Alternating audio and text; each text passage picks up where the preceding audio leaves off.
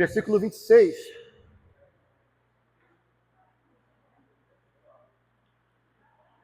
E o 27.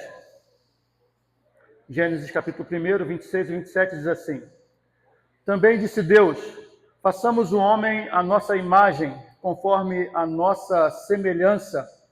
Tenha ele domínio sobre os peixes do mar e sobre as aves do céu, sobre os animais domésticos, sobre toda a terra, sobre todos os répteis que rastejam pela terra. Criou Deus, pois, o homem à sua imagem, a imagem de Deus o criou, homem e mulher os criou. Até aqui.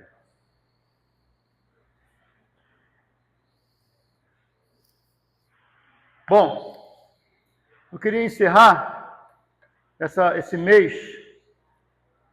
e num assunto que provavelmente vocês têm visto aí direto pelo YouTube da vida, né? Eu queria meio que organizar um pouco algumas coisas nas nossas mentes e entender, né, que de fato a família está sob ataque, né? Eu tinha que estar com o computador, mas vou ficar com a minha anotação aqui mesmo, que aí ia facilitar um pouco. Muito bem. A ideia é: não vos conformeis com este século, mas transformai-vos pela renovação da vossa mente. Eu queria hoje abordar, se der tempo, né, falar sobre essa questão da família no campo de batalha, fundamento bíblico, né, o que Deus estabeleceu, os 5 principais ataques modernos, né, que são feitos à família hoje, alguns aspectos sobre a defesa cristã, como nós devemos responder, né, e provavelmente não vai dar tempo para discussão de grupo, de qualquer maneira, né? A gente não costuma fazer isso, mas pelo menos a oração e encerramento a gente, né? A ideia aqui é a gente perguntar para nós mesmos, se você pudesse descrever, né, a família em uma frase, né, o que o mundo de hoje pensa sobre casamento e família, o que você diria? Você está no ônibus, está com seus, de repente, conhecidos ali de viagem, até colega de trabalho, e o assunto surge, e alguém pergunta para você, então, o que é família, o que é casamento? O que você responderia?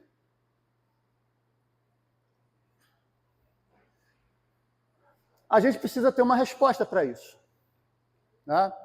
A família hoje é o principal campo de batalha ideológico do século XXI. Defender a família bíblica não é projeto político, tá?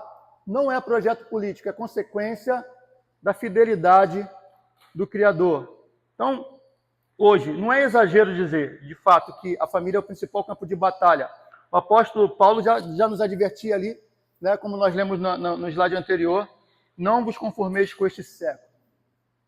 Nós devemos também, diz a palavra, dar a razão da nossa fé. Por que eu e você cremos no modelo de família bíblica? Então, a gente precisa primeiro conhecer a nós mesmos.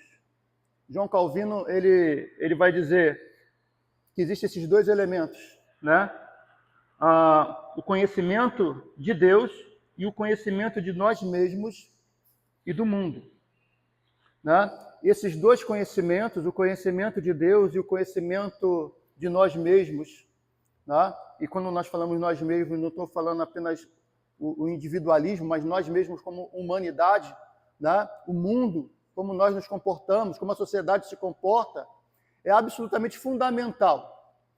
São 2 conhecimentos que caminham, que trilham juntos. Tá? Então, é importante você conhecer o inimigo intelectual, né?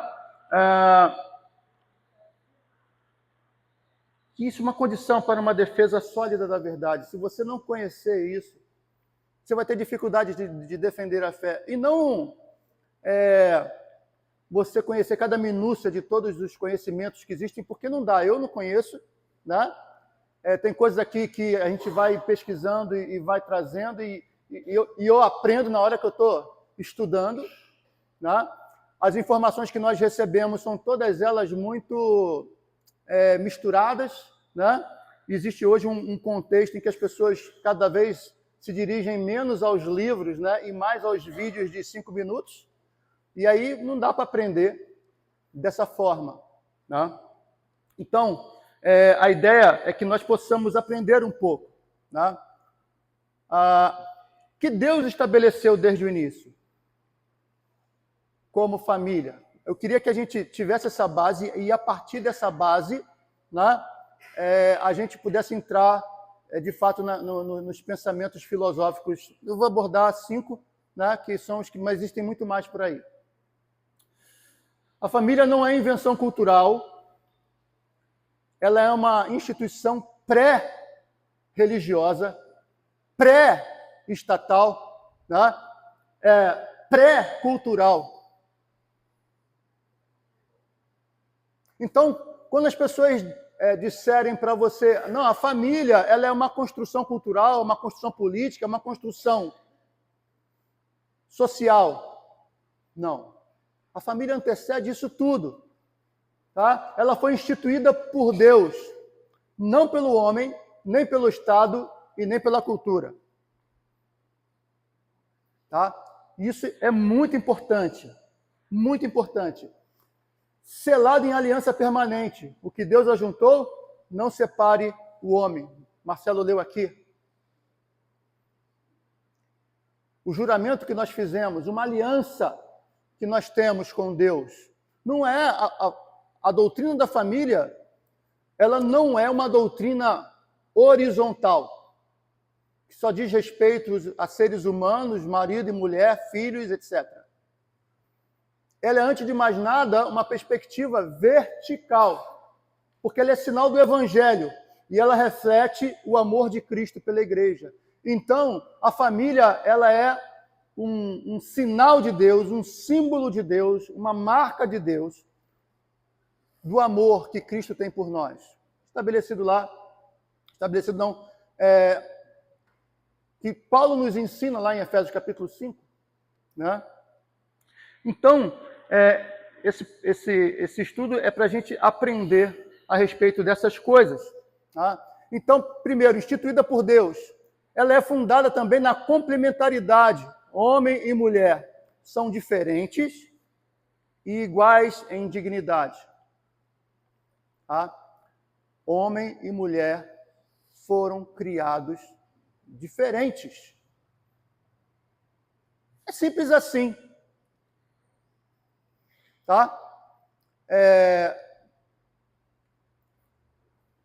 Mas as pessoas, não.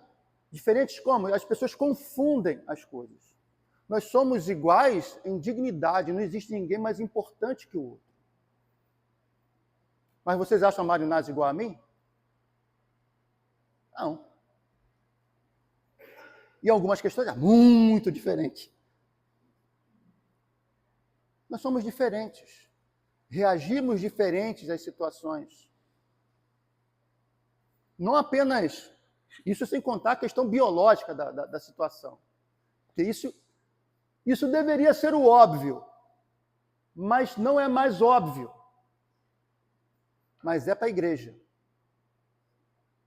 Tá? Deus criou homem e mulher diferentes, porém iguais em dignidade. Porque nós fomos criados o quê? A imagem e semelhança de Deus. Não é a sociedade que diz que nós temos igual valor. Não é a cultura. Não são os sociólogos da última hora. Quem diz que homem e mulher têm igual valor é o próprio Deus, porque Ele nos criou, homem e mulher. A imagem de Deus os criou.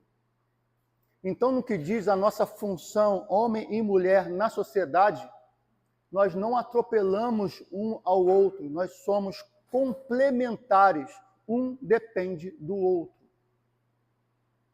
O complementarismo é uma doutrina absolutamente fundamental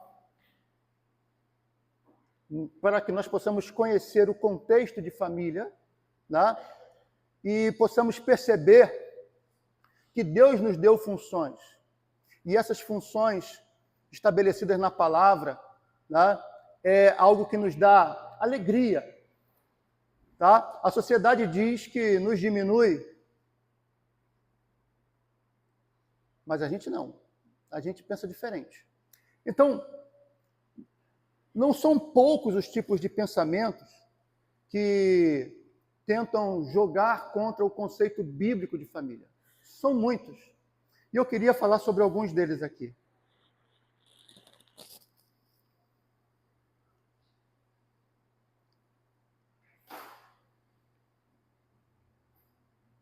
Vamos falar sobre o marxismo cultural, rapidamente, tudo isso muito rapidamente.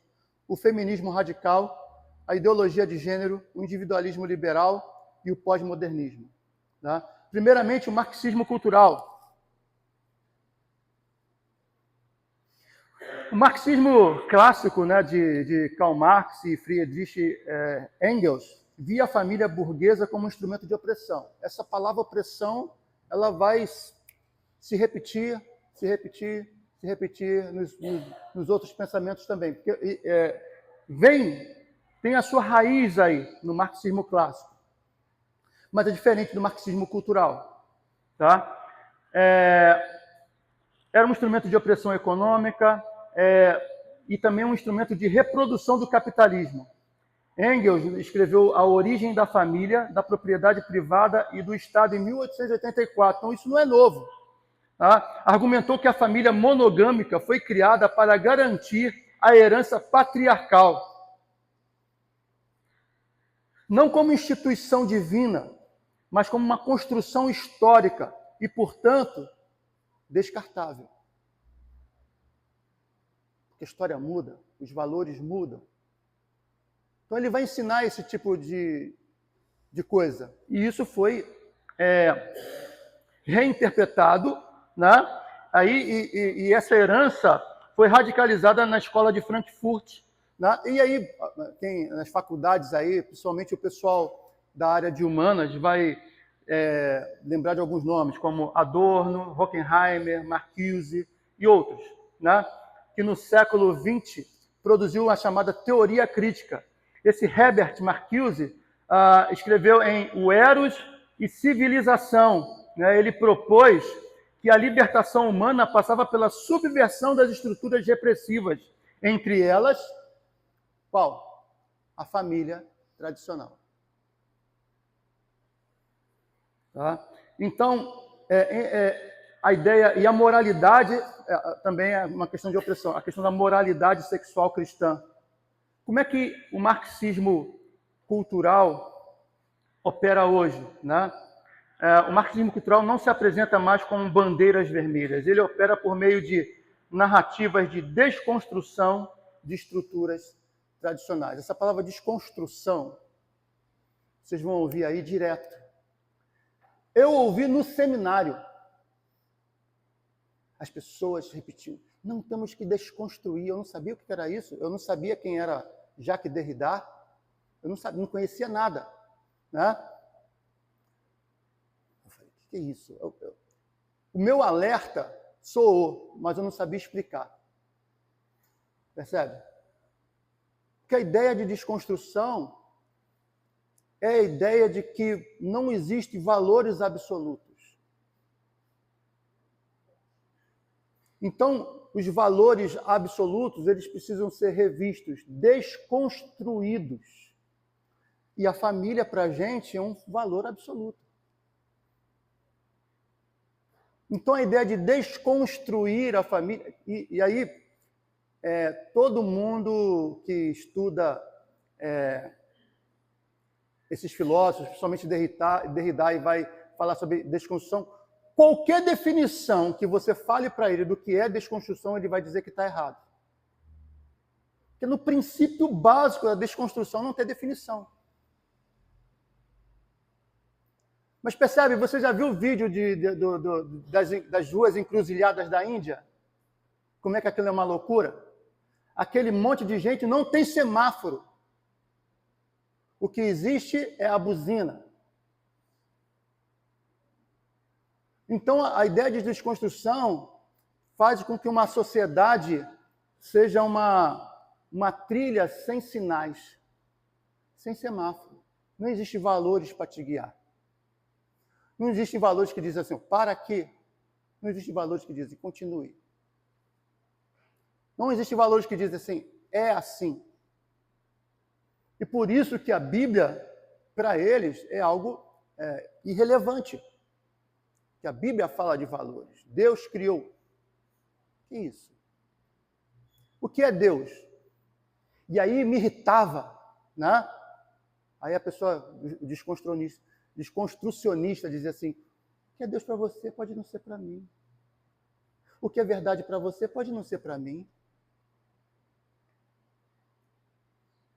Isso é relativo, olha, dava nojo de ouvir isso. De tanto que eu ouvia isso o tempo todo. E não é há 5 anos atrás, há 10 anos atrás. Estou falando de 35 anos atrás. E isso é muito mais antigo que 35 anos atrás. Porque a Revolução Cultural acontecida na França foi em 68, se não me engano, quando eu nasci.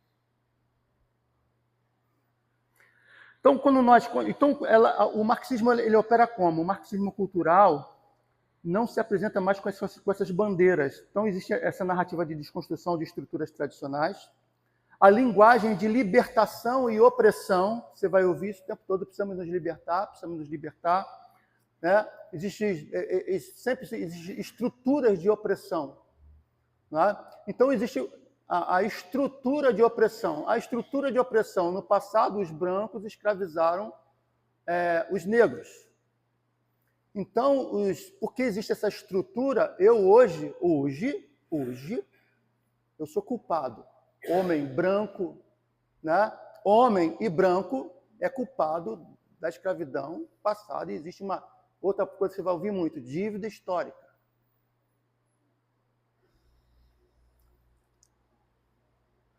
E o cristão ele não pode crer nisso. Por que ele não pode crer nisso? Ele não pode crer nisso porque ele sabe que existe um juiz. Simples. Sim, os camaradas que foram lá e compraram escravos e esfolaram as costas dos escravos, eles estão hoje, se não se arrependeram do seu pecado, queimando no inferno. É isso que é o juízo de Deus. É simples assim. Agora, eu não vou cobrar, né, do Guilherme algo que um fazendeiro rico lá do passado fez.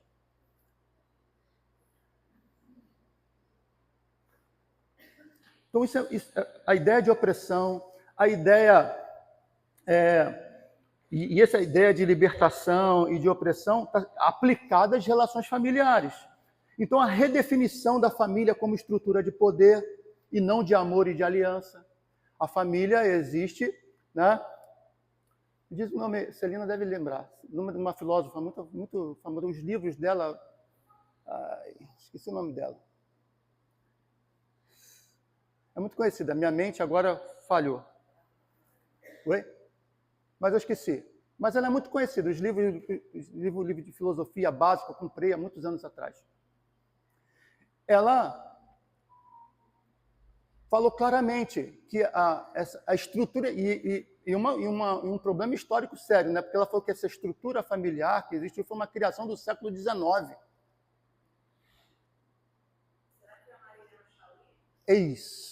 Marilena Chauí. É uma construção do século... Olha a expressão. É uma construção opressora do século XIX.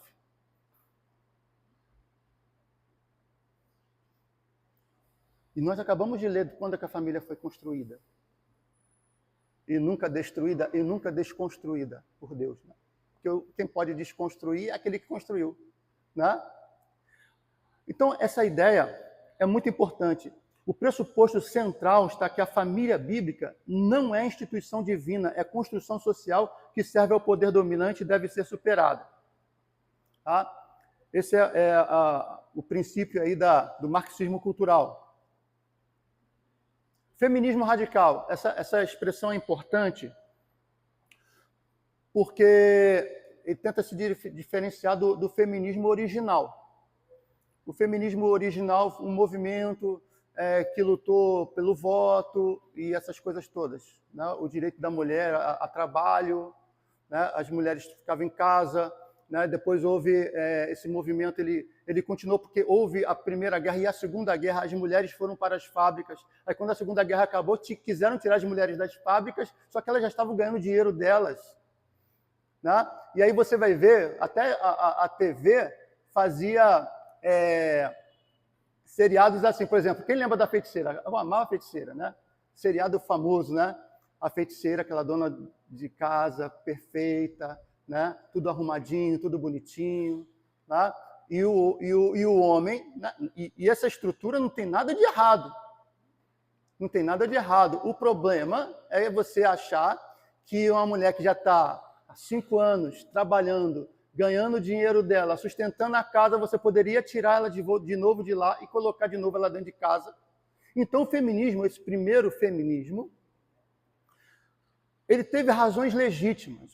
O problema foi porque era um problema social. Depois ela entrou numa questão filosófica. E aí, quando entra nas questões filosóficas, a coisa desanda. E aí existe um conceito existe o feminismo de segunda e de terceira onda. Né? E aí você vai ouvir nomes como Simone de Beauvoir, né? Ela vai escrever sobre o livro sobre o segundo sexo, né? Ela lançou a tese que é a tese fundamental, né? Hoje, ela escreveu esse livro em 1949. Ela diz exatamente. Você tirou cola daqui? Não. Não se nasce mulher, torna-se mulher. Uma construção social. Tá? Com isso, separou o sexo biológico de gênero social, abrindo caminho para a desconstrução dos papéis familiares como construções artificiais o quê? Opressoras. Tá? Beth Friedan, né? Escreveu A Mística Feminina, em 1963, e descreveu o lar e a maternidade como o campo de concentração confortável. Sulamit Firestone escreveu A Dialética do Sexo, em 1970. Foi mais longe, propôs a abolição da família nuclear e até da gestação biológica como condições para a libertação feminina.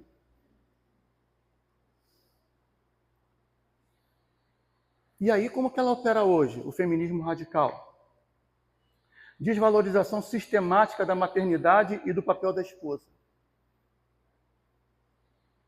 Apresentação do casamento heterossexual como estrutura patriarcal opressora.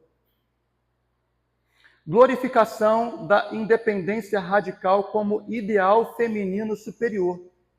Então, enquanto o feminismo primordial, o primeiro, queria que as mulheres socialmente elas tivessem o espaço delas, o direito aos mesmos salários, o direito a voto, essas coisas todas, o de segunda onda e terceira onda não apenas distorceu o feminismo primordial, mas elas não querem igualdade, elas já se dizem superior.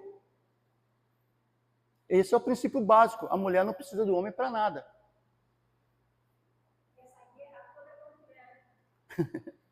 O feminismo, né? Então, existe aqui a glorificação da independência radical como ideal feminino superior. Elas não apenas querem a independência total, e o problema delas quererem isso não é problema nenhum, elas podem querer isso. O problema é que, se a Cíntia pensa diferente, ela está errada. Se um cristão pensa diferente, ele está errado. E não apenas está errado, ele entra ou você é um opressor, né? Ou você é uma vítima burra da história, desculpa a expressão. Se você é uma mulher e não compreende que elas estão certas, o feminismo radical está certo, então existe algum problema na sua cognição.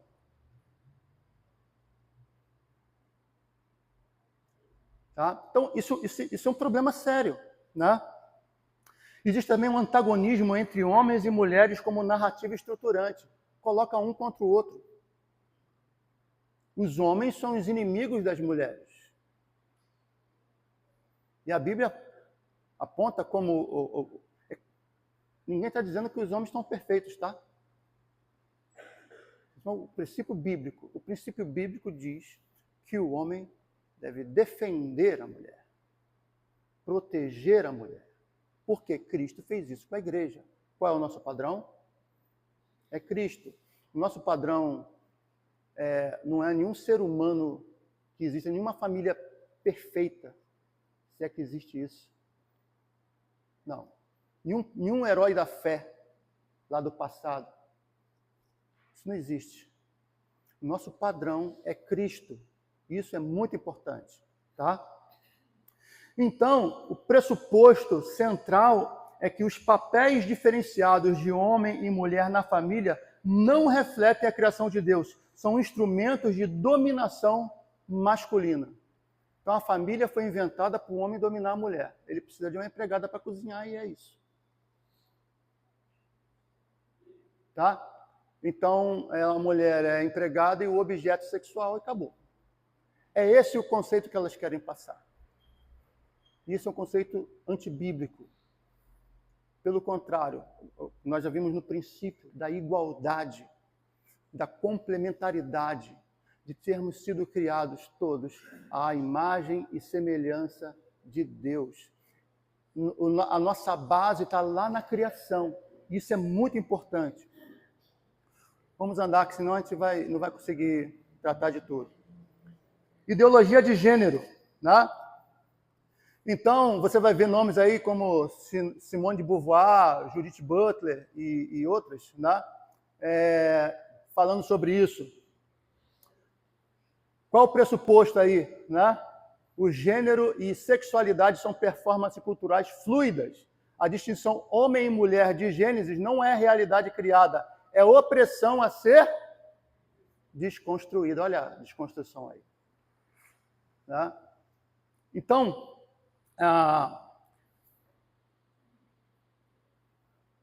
o que é interessante quando eu falo do criador dessa expressão, o Jacques Derrida, né? Ele era um argelino, né?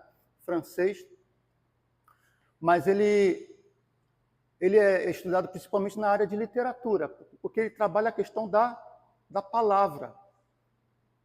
E a palavra, ela muda tudo. Se você quer mudar a sociedade, muda aquilo que ela está falando. Porque as coisas têm novo significado. Então, ele trabalhou essa questão de desconstruir. Né? A ideia, então, ele é muito lido nas universidades, na área de literatura, de educação. Né? Mas esse princípio, o princípio foi transferido para a área da biologia. Né? Então, por exemplo, eu sou bacharel em teologia. E a Celina, ela é professora, formada e etc.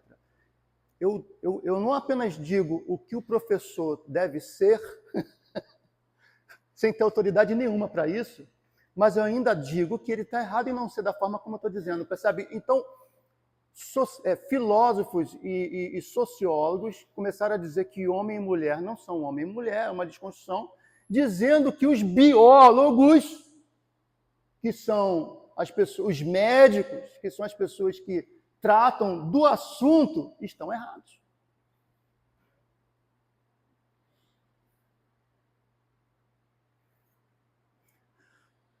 E esse é um negócio, esse é um ponto interessante, né? Porque eles vão falar que, né, por exemplo, qual é a origem da ideologia de gênero, né? Essa origem ela foi construída por Simone de Beauvoir e radicalizada por Judith Butler. Né? Escreveu Problemas de Gênero, em 1990. A ideologia de gênero propõe que tanto o gênero quanto a própria sexualidade são performances culturais. Construções fluidas sem fundamento biológico ou metafísico. Não existe uma natureza humana dada, existe apenas o que o indivíduo escolhe e performa. Então, se uma pessoa,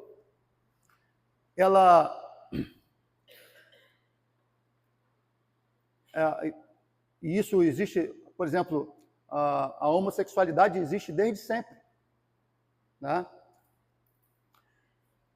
O problema não é exatamente o problema, essa questão da homossexualidade sempre existiu e a igreja sempre tratou disso.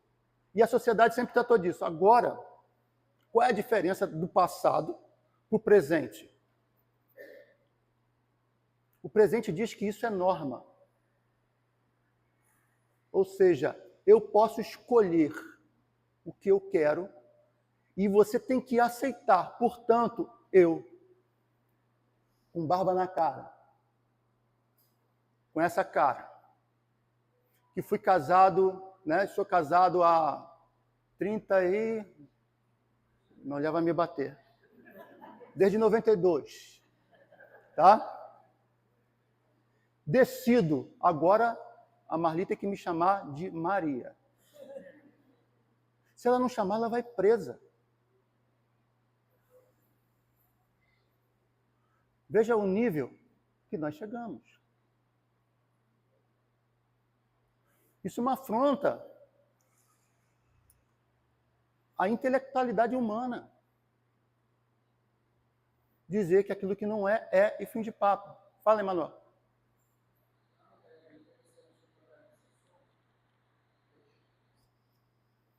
Bom dia, pessoal.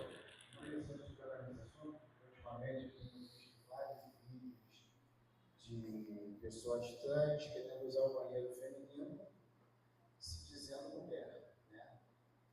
Eu não sei ainda se tem alguma linha para isso. Eu digo que eu, Emanuel, elas têm aparência de mulher, parece uma coisa, ser mulher é diferente. Porque, se você pensar bem, mulher tem útero, tem ovário, menstrua. Tem uma já até que estava processando o médico, porque ela foi no ginecologista, e a ginecologista, quer dizer, é um homem com aparência feminina, não é para ginecologista, e estava dizendo que o ginecologista estava discriminando, entendeu? Então nós chegamos a esse nível de, sei lá o que que as pessoas pensam, como você falou, aquelas que chamavam de Maria, de João, São Paulo de Pedro.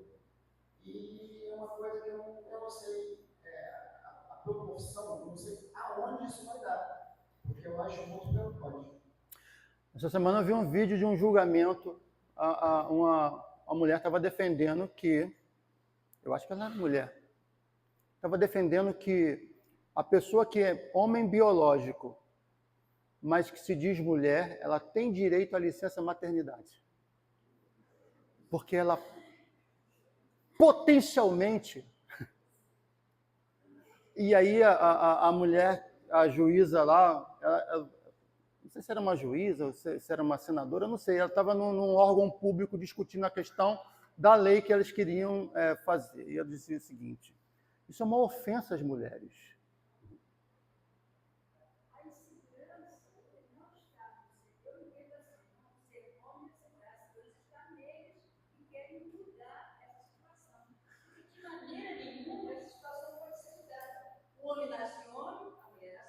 Exatamente. Se alguém não quer ser homem, não quer ser mulher, esse é o problema deles. Isso não é o caso do nosso, da mulher ou do homem. Então, sim, o problema é quando essas coisas viram lei e a pessoa que é um homem biológico e se diz mulher quer frequentar o banheiro feminino. Mas esse é um problema deles. Não é um problema do homem. Não, mas é um problema dele, mas é o problema do filho também, da minha filha que está frequentando aquele banheiro. Fala, Isis. Pastor, a educação cristã, para nós, ela é uma bênção, né? Ela nos educa, ela nos ensina. Enfim, essa semana eu estive conversando em casa a importância da educação cristã que a gente recebe.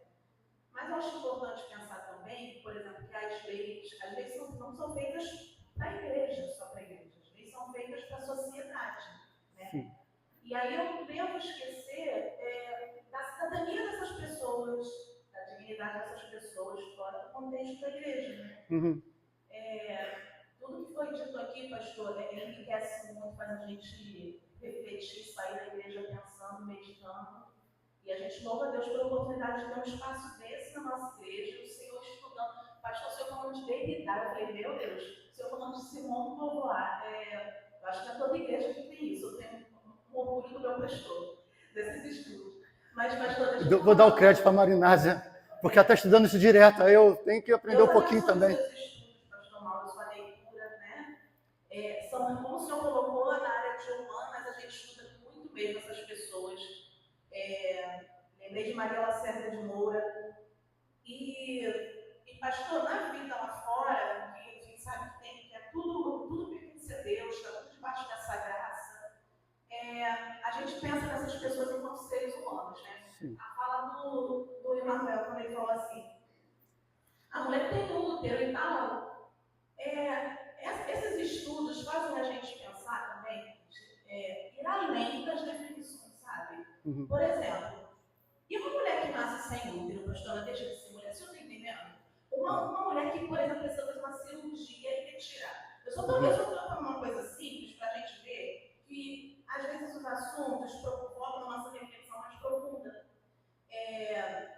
Quando a gente sabe a história, né, da humanidade e tal, por que essa família tradicional, essa família tem medo de ser questionada, pastor? Não deveria ter medo de ser questionada. Na verdade, quando essas pautas, a gente traz luz a essas pautas, nós vimos muita violência dentro de casa. Uhum. Gente, a lei da igualdade salarial no Brasil, ela é de 2023. A mulher podendo receber, trabalhar na mesma função que o homem e ganhar semelhante, pastor, a gente fala assim, nossa, sempre foi assim. Não, 2023, uma lei no país para a mulher receber igualdade salarial. Né? A gente está pensando, pastor, em relação à equidade, dignidade dessas mulheres. O senhor pontuou muito bem, a mulher não podia votar, a mulher não era votada, não podia expressar, eu quero como representante tal. Então são pontos importantes que a igreja precisa, sim, se aprofundar. Eu acho que eu entendo você perfeitamente e eu acho que o preceito bíblico é que seria a solução para isso. Por quê? Independente da roupa que a pessoa está vestindo, do homem ter colocado uma peruca, uma maquiagem e se dizer mulher, ele foi criado em imagem e semelhança de Deus, ele precisa ser tratado com respeito. Tá? Chegar uma pessoa toda travestida aqui para o culto, a comissão de recepção tem que recebê-la como recebe todos. Tá? Então, o que eu estou querendo dizer é que quando a coisa é feita da maneira errada, tentamos consertar da maneira errada, o ser humano padece. Por exemplo, os homens biológicos, né, que agora se dizem mulher, resolveram fazer atividades atléticas de mulher. Um homem biológico entrou num ringue para lutar contra uma mulher e quase matou a mulher.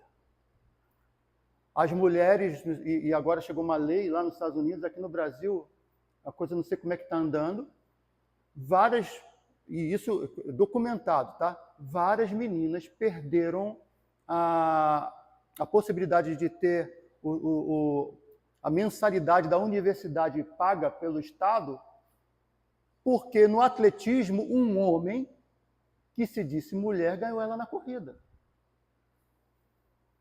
Então, ela ia ter lá a bolsa, a palavra me fugiu. Vários atletas mulheres perderam bolsa para mulheres biologicamente masculinas. Então, o efeito do feminismo radical, tá, do segunda e terceira onda, entrou em choque com aquilo que era o preceito do feminismo primordial. As mulheres estão sendo prejudicadas. Por quê? Porque a coisa está tentando ser resolvida da maneira errada. Tá? Então, por exemplo, Todo mundo sabe que racismo é um absurdo, é uma loucura. Um racista precisa ir para a cadeia e jogar a chave fora. Tá? Tá. O movimento identitário e da pessoa da escola de Frankfurt, né, que criou novas minorias, abraçou e colocou o movimento antirracista norte-americano, por exemplo, que lá o racismo ainda é muito pior do que o daqui, né?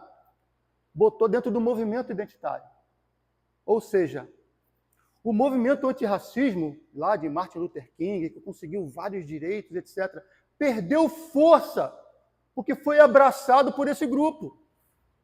Então está surgindo, aqui no Brasil, lá nos Estados Unidos, um grupo do movimento antirracismo, né, que está querendo se desligar.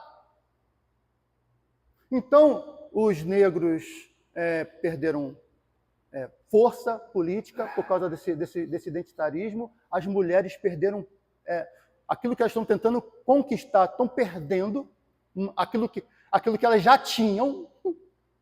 Percebe? Não, precisamos de leis, sim, que protejam a mulher e que protejam o ser humano como um todo. Né?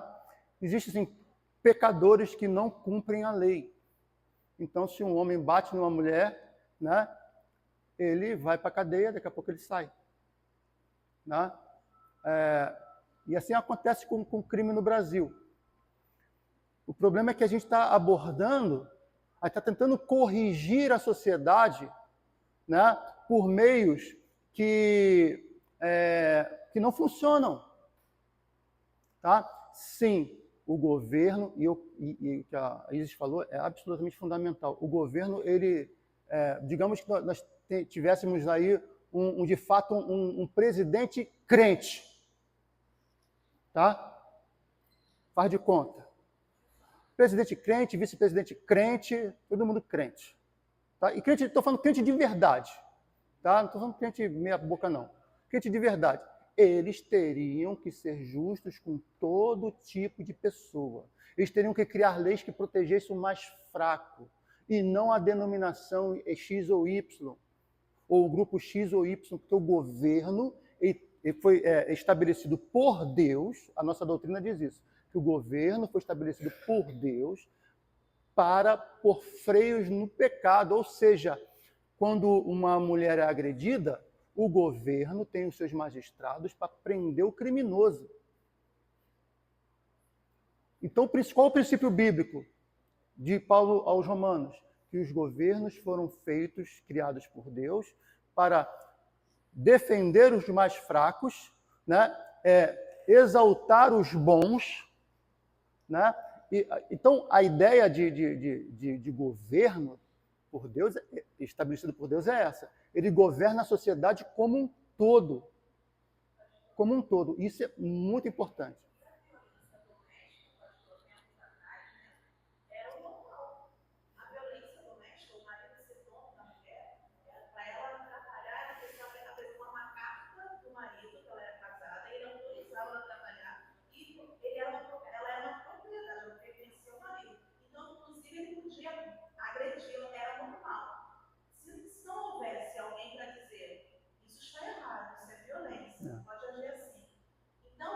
Quando a sociedade avança em estudo e reflexões, coisas estruturais, né? Hábitos estruturais, coisas que já estão presentes na sociedade por séculos, são repensadas e a gente passa a entender. Não, realmente, vamos refletir. O homem não é o dono da mulher e ele não tem que agredir, né? E por aí vai. Então, eu percebo mudanças importantes que até glorificam a Deus, pastor. São mudanças importantes que manifestam a graça de Deus nessas minorias, né? A gente tem que, inclusive, a mulher pertencente a uma minoria, né? Sim. Aqui, ó. O princípio de defesa da mulher está lá em Gênesis. Complementaridade. Não existe um é superior ao outro. Criados à imagem e semelhança de Deus. Tá? Aí está o princípio. O problema é que as sociedades no passado, que as pessoas dizem, a sociedade era religiosa e etc. A sociedade era religiosa, mas não era cristã. Tá? Por isso que surgem pessoas como Nietzsche e faz sucesso hoje. Nietzsche é o deus de todas essas filosofias. Acho que foi foi Stalin que deu uma coleção do Nietzsche para Hitler, de presente. Porque até então eles eram amiguinhos, mas quando a Alemanha invadiu lá, acabou a amizade. Né? Então, a ideia do caos absoluto, né? Nietzsche, você tem a leitura do Nietzsche, você vai ver ele lutando com ele mesmo. Né? Nietzsche é difícil de se entender. Tá? Mas o que vai surgir a questão do niilismo, né? A ideia do nada. Nada vale a pena. Né? Então não há esperança. A religião que deveria dar resposta para isso, segundo ele, matou Deus. De fato. Né? Então, o problema não está no diagnóstico do Nietzsche. O Nietzsche diagnosticou até de maneira interessante. O problema é que ele colocou tudo na bacia e jogou fora a bacia com a água e com o neném junto. Não existe esperança para ele. Percebe? E aí, o diagnóstico não tinha problema, mas tinha o cristão, ele tem uma resposta. O cristão ele tem esperança. Ele tem princípios. O que a desconstrução acaba com os princípios. E quando não há normas, quando não há leis, quando não há valores absolutos, a sociedade se perde. Individualismo liberal.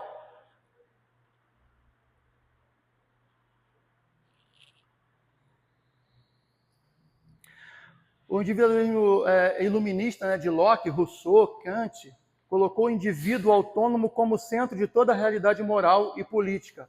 No século XX, isso se radicalizou em uma cultura do eu, na qual, e essa cultura do eu está lá por Christopher Lack, né, a cultura do narcisismo de 1979, no qual o bem supremo é a autorrealização pessoal. O bem supremo é eu me realizar. Né?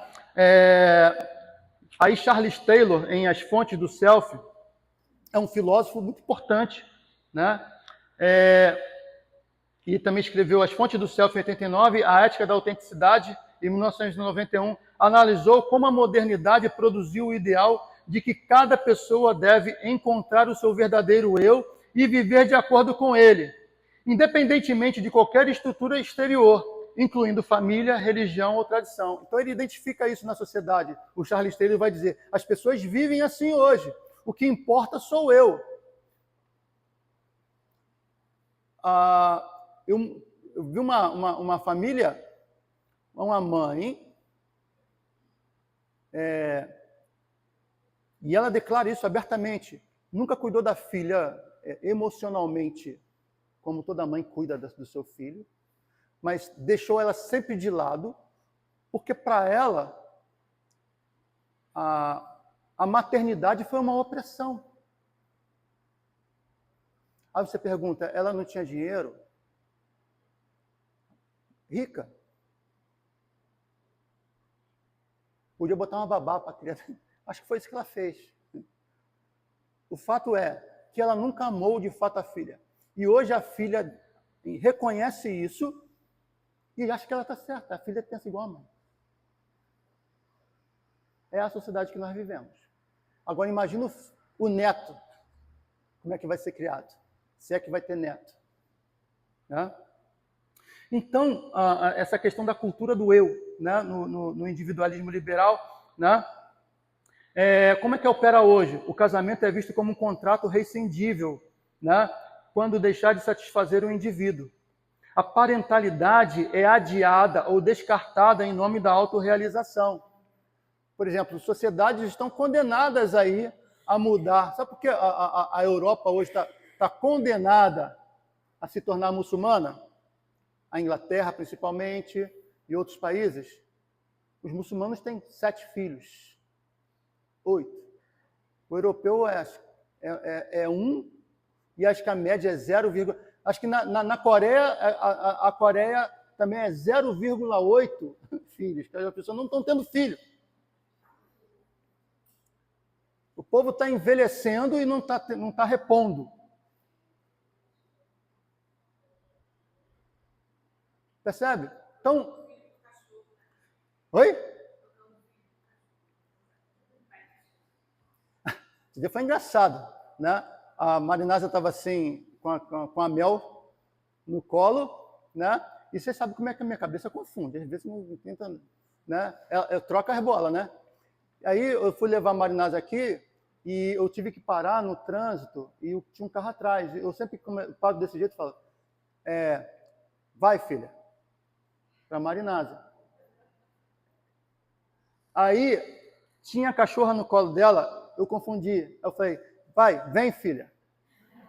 Porque eu peguei a cachorra. Virou pai de pet. Percebe? E, de fato, as pessoas estão tratando estão trocando os filhos por animais, porque eles acham que isso é a mesma coisa. Por que eles acham que isso é a mesma coisa? Porque não tem o filho como um projeto dado por Deus, mas com um auto de autorrealização. Tem pessoas que querem ter filhos porque a vizinhança tem filho. Percebe? Ah, minha amiga tem filho, não tem filho, então eu quero ter. Você está preparado para ser mãe?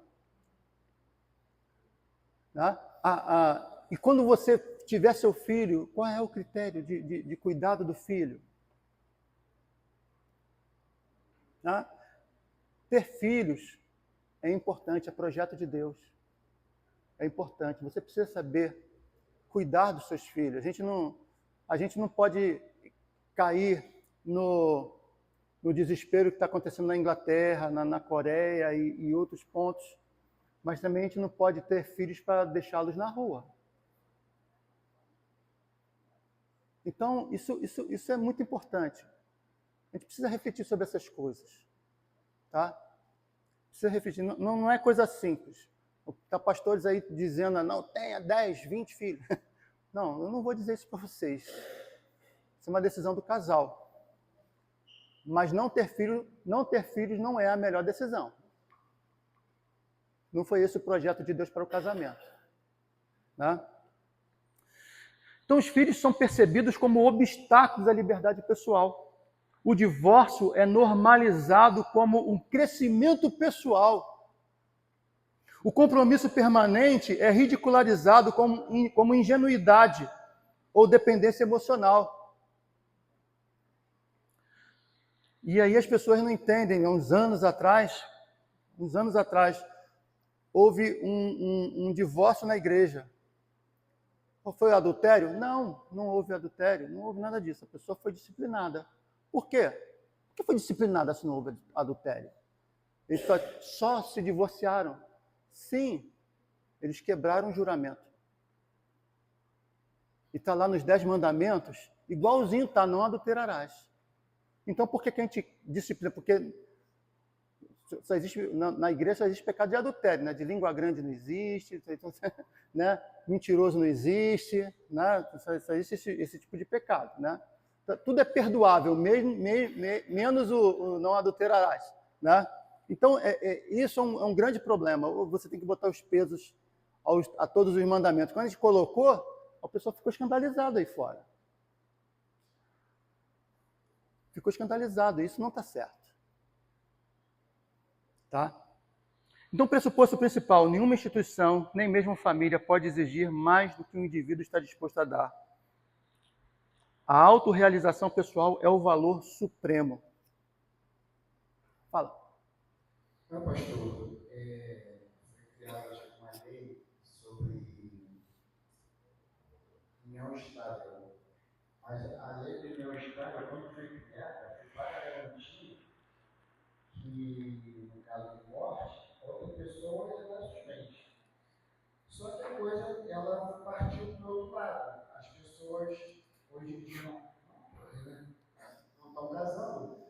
Porque a união estável é muito mais fácil de você se dissolver do que um casamento lá direitinho no papel. Quer dizer, então a pessoa já casa com o pensamento de se der errado, é mais fácil dissolver do que o casamento e tal. Então você vê que a mentalidade modernista, vamos dizer assim, ela também já mudou e cada um, não sei, eu não sei onde é que isso vai. A lei existe para proteger a sociedade. A questão da união estável, por exemplo, duas pessoas, as duas são heterossexuais. Resolveram que não vou, posso criar uma proposta aqui, uma ideia aqui. Duas pessoas heterossexuais, elas não se relacionam entre elas. Né? São amizades, são amigos, moram juntos na cidade porque o aluguel é muito caro, então resolveram somar. Nunca se casaram, mas compraram geladeira junto, compraram fogão junto, compraram não sei o que junto, compraram não sei das quantas junto. Aí quando um morre, vem o familiar que nunca viu tomar tudo. Então, eu acho que a lei, como eu falei, a lei do Estado é para a sociedade como um todo. Agora, a igreja, né, ela precisa ter o seu papel de colocar a ordem de Deus nessa história. Tá? Então, o que a igreja pensa a respeito das situações? A igreja, ela não pode, é por isso que o problema de igreja com compromisso político é um veneno. Porque ela perde a autoridade. Não existe igreja de direita e igreja de esquerda. Não deveria. Né? Que existe, eu sei que existe. Né? Inclusive pastores expulsando membros do púlpito. Isso está no YouTube aí, para quem expulsando membros que pensam diferente do pressuposto político da igreja. E esse cara é o anticristo. É simples assim. Né? Então,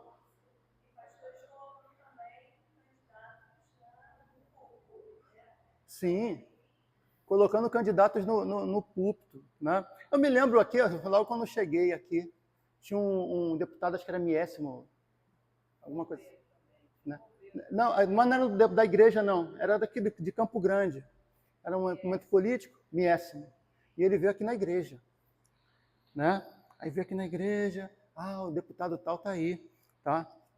Cumprimentei, coisa e tal, o culto rolou. No final do culto, cumprimentei e acabou. Né? O pastor nem deu a palavra. Era para dar? Era para dar? Né? Então, e isso naquela época, que não tinha esse problema todo que tem hoje. Né? Naquela época, igreja ela não pode ter compromisso com partidos. Igreja não existe igreja de direita.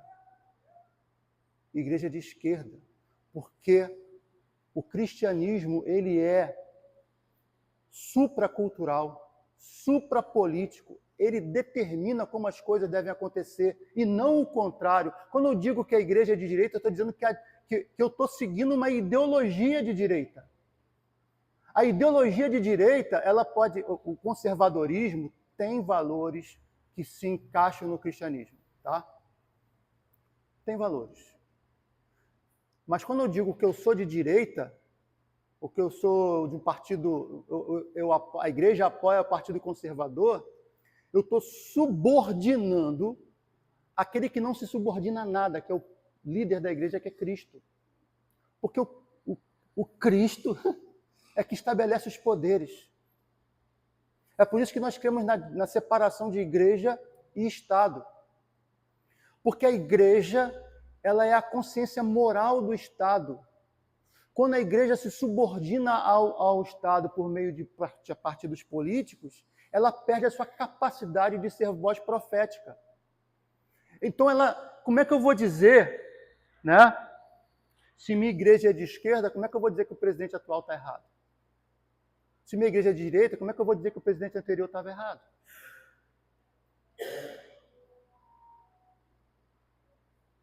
Como é que eu vou dizer que a política X, a política Y é contra a sociedade, é contra o ser humano? Como é que eu vou dizer isso? Se foi o cara que eu votei, que o meu pastor mandou eu votar, é que propôs essa lei. Então, a igreja não se subordina a nenhum partido político. A igreja não deve se subordinar a nenhum político. A igreja é Deus, que é Senhor do Estado, e Deus, que é Senhor da igreja. Não existe a igreja está acima do Estado ou o Estado está acima da igreja.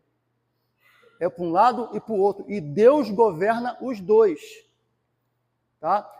Quando o Estado ele decide coisas que o Deus Todo-Poderoso nega na sua palavra, a igreja tem que ser voz profética para dizer, está errado. Mas se ela está submissa a um partido, como é que ela vai dizer que está errado?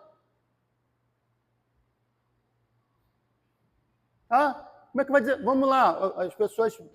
É uma coisa muito clara. Por exemplo, houve um movimento comunista lá na década de 60, essas coisas todas. Aí o povo foi para a rua pedir os militares.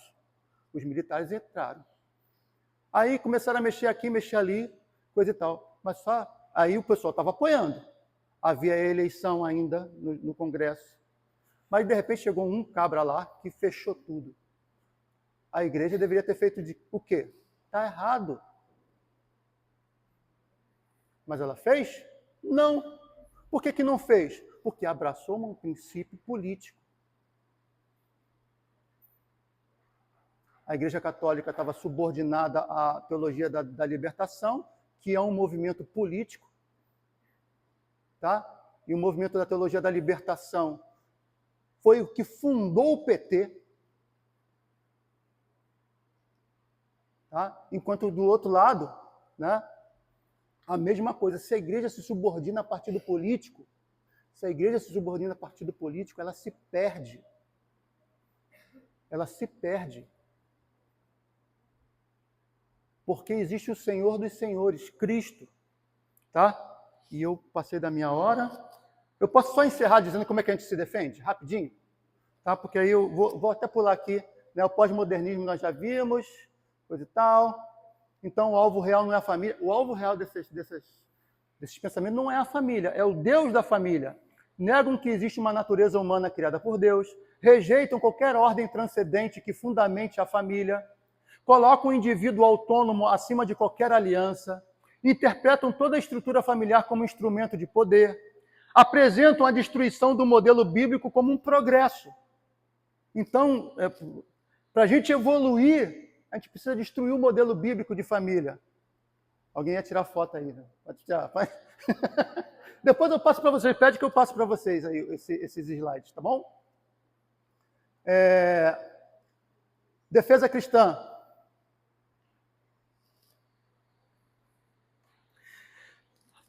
Cinco princípios, né? Então, a defesa da família não começa em Mateus 19, né, que vai falar lá sobre o divórcio, né? Mas ela começa em Gênesis 1. Defender a família bíblica não é impor preferência religiosa, é afirmar a realidade da criação. Então, enquanto o mundo diz que família é construção cultural, que o modelo bíblico é preferência religiosa e que pode ser redefinida livremente, a Bíblia ensina que a família é a ordem inscrita na criação, que a família ela é pré-religiosa, pré-estatal, pré-cultural. Ela é instituída por Deus antes da queda. Está lá, por isso deixará o homem pai e mãe e se unirá à sua mulher. Né? Então, a confissão de fé da igreja afirma que o casamento foi instituído por Deus para a mútua ajuda de marido e mulher para o aumento da humanidade com a descendência legítima e para evitar a impureza. Olha a definição de uma confissão escrita lá no século XVII. Tá? Então, essa definição não é religiosa no sentido sectário, ela é ontológica, ou seja, faz parte da questão do ser de Deus, descreve o que a família é, independente de qualquer cultura, do que qualquer cultura pense. Não importa o que o sociólogo tal diz, que o político tal diz, né, que o filósofo tal diz, não importa, o que importa é o que a Bíblia já estabeleceu, porque ela estabeleceu isso antes que houvesse cultura, filosofias e qualquer outro aspecto político. Tá? Então, nós devemos defender, né, Faça as perguntas certas, né? Faça as perguntas certas, né? Por marxismo, né? Quando ele fala em opressão. Mas sem Deus, por que a opressão seria errada? A questão é, se não existe uma autoridade maior dizendo que eu não posso escravizar alguém, por que isso é errado? Já foi lei. Quem vai dizer que isso é errado? No Brasil, isso era lei. Ou seja, politicamente, era o certo. Se não existe Deus que estabeleceu mandamentos, que nos criou a imagem e semelhança dele, que diz que nós somos iguais, temos o mesmo valor, por que eu vou dizer que a opressão está errada? Filósofo existencialista, eu sempre esqueço o nome dele. Perguntaram para ele qual é a maior questão da humanidade. Existencialista, filósofo ateu, ele vai dizer, a maior questão da humanidade é se Deus existe. Aí o pessoal ficou de cabelo em pé, né? Por que essa é a maior questão da humanidade? Porque se Deus existe, ele vai responder, existe uma maneira certa de viver.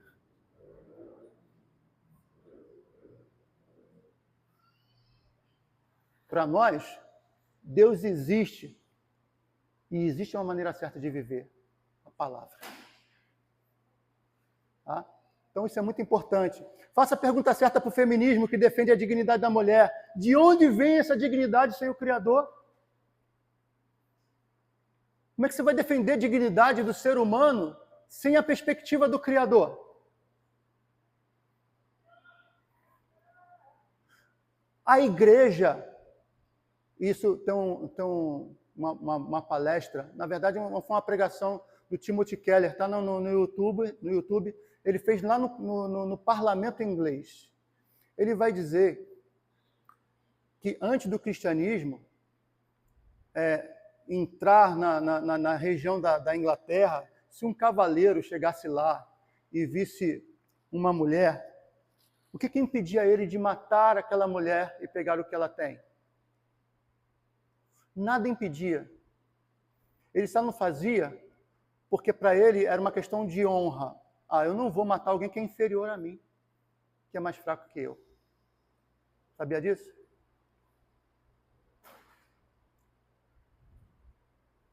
Quando o cristianismo chega, é que vai mostrar que os seres humanos são iguais, que a mulher precisa ser defendida, que as crianças precisam ser bem tratadas. Porque as crianças, até na época do Senhor Jesus Cristo, elas podiam ser usadas pelos pais para conseguir dinheiro na rua. Elas pegavam o dinheiro e tinham que dar para os pais. A criança era mais descartável, né, e mais maltratada do que as próprias mulheres. As mulheres já tinham preconceito com respeito às mulheres. As crianças não eram pior. Jesus Cristo não apenas valoriza as mulheres, como ele valoriza as crianças. Dos tais é o reino de Deus. Qual é a base de Jesus Cristo? Porque elas têm valor nelas mesmas? Não. Porque elas pertencem a um reino, o que pressupõe que esse reino tem um rei que está dizendo que elas têm valor. Então, quem sou eu, político, filósofo, para dizer que é diferente? As mulheres, as crianças, a sociedade, o homem, todos têm dignidade, têm valor, porque Deus disse isso. Esse é o nosso padrão. Tá? A existência de Deus não é uma cerejinha no bolo para a gente, tá? A gente não fica pensando igual a sociedade, nos valores da sociedade, e depois põe Deus lá para enfeitar a sala. Não, os nossos valores são os da Bíblia. E nós discutimos à luz desses valores das Escrituras Sagradas. Porque muita gente sai da igreja, ouve os princípios da igreja, mas quando vai resolver os problemas no trabalho, na escola, na universidade, usa os princípios e os valores que são ensinados lá. E isso é um grande problema. Ideologia de gênero, seja quem você é, eles vão dizer. Mas sem a natureza criada, o que é o eu verdadeiro? Não existe o eu verdadeiro, você é menos que um bicho. E isso é tão realidade, tem gente que se diz bicho. estão botando coleira neles mesmos e outros seres humanos mais burros que esse estão levando eles para passear. Eu não estou inventando, é real. Gente que se diz gato, um homem casado se separou da mulher e decidiu que é uma criança, uma menina de 6 anos. Não é apenas a idiotice desse camarada, o mais idiota é quem cuida dele como um bebê. Cuida dele. Então o camarada chegou lá, eu sou um cachorro. Ah, você é um cachorro? O cara me chamou a carrocinha. Né? Então a menina, não, agora eu sou um gato, falou pro pai, eu sou um gato, animal que come fora de casa. Pegou o prato dela e botou na porta. Isso é gravíssimo.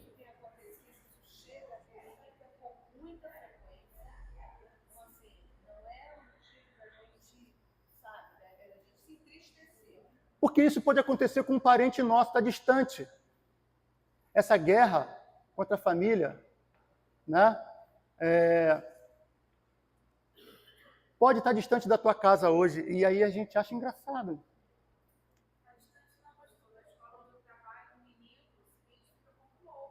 Lobo?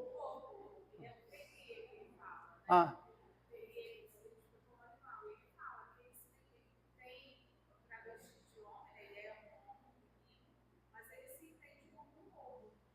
Pois é. Então, esse é um grande problema. Quando chega... eu nunca vou esquecer daquele filme do Mel Gibson, lá no passado, aquele que fala da guerra dos americanos contra os ingleses, né? Coração Valente? Não. Patriota.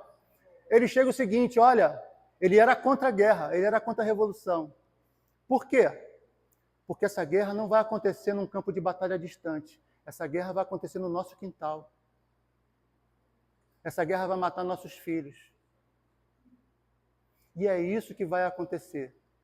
Ele não pôde fugir da revolução e você também não pode fugir dessa guerra.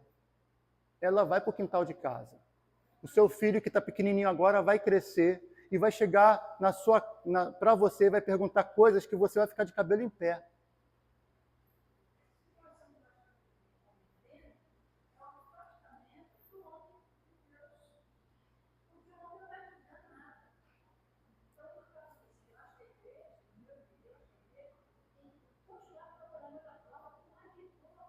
Isso, pregasse.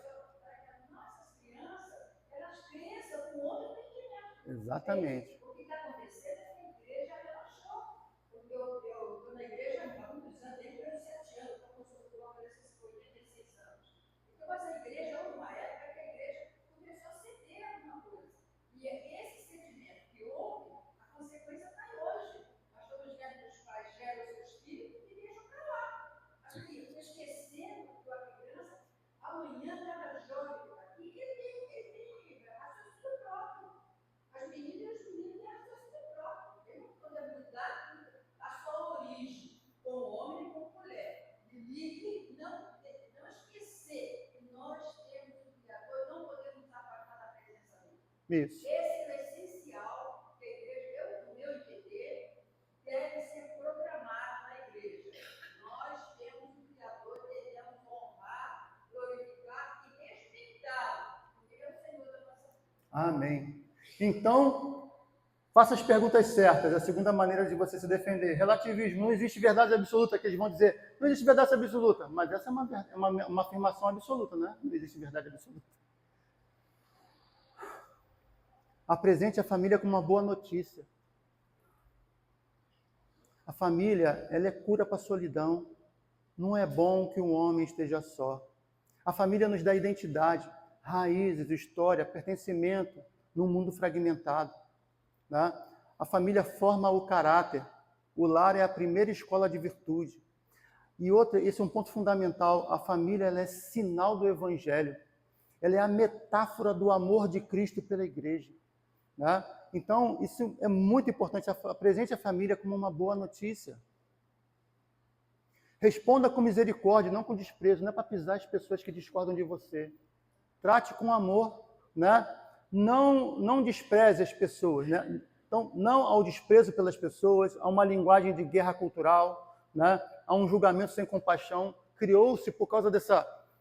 Porque a igreja não se vê acima dessas coisas, e ela se vê como engajada politicamente, ela deixa de estar como instrumento de Deus e passa a se subordinar a uma posição política, ou uma posição filosófica, ou uma posição ideológica. E isso me coloca num campo de batalha, em que eu sou contra o outro. Quando você sabe a posição da igreja, que está fora desse contexto, você começa a agir com firmeza, mas com ternura. Tá? Porque Deus agiu assim comigo e com cada um de nós. Nós estávamos mortos em delitos e pecados, éramos inimigos dele. Tá? E o que faz com que essas pessoas defendam essas coisas nada mais é do que a doutrina mais básica. O homem nasceu em pecado e vive em pecado. Enquanto não houver uma transformação do coração, ele vai criar essas doutrinas. Então, pregação do evangelho, como disse a nossa irmã, né? Então, o que nós devemos agir? Com compaixão pela pessoa ferida, firmeza amorosa na verdade e a linguagem do evangelho. Deus enviou o seu Filho ao mundo não para condenar, mas para que o mundo fosse salvo por ele. Então, se Deus enviou o seu Filho para salvar, ele não enviou a mim e a você como juízes. Tá? Isso não significa que você não tenha que ter discernimento, que você não tenha que julgar o certo e o errado. Mas o problema é que você não tem que ter uma espada na mão, né, a não ser a Bíblia, né, para matar as pessoas, para ferir as pessoas. Porque a língua, ela fere, ela machuca. E quando você machuca, você queima um campo que estava assim, ó, já pronto para a ceifa. Você vai lá e queima.